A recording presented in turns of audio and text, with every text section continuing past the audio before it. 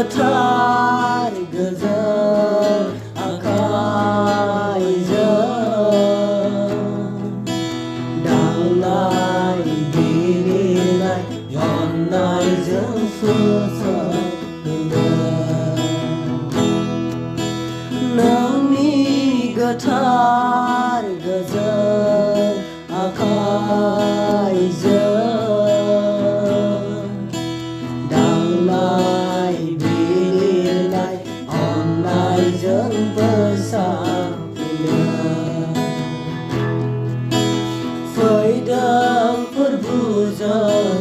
nangni katiang bai flenai jiukau nangna labodo perbu nang jangna dafin jalan faidang perbujang nangni katiang bai flenai jiukau nangna labodo perbu nang jangna dafin jalan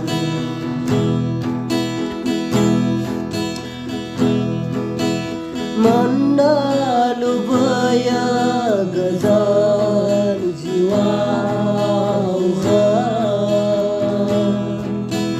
buku daha jena kuna karjana Mandalu baya gazan jiwa duku daha jena kuna garjana faidang perbujang nangni katiang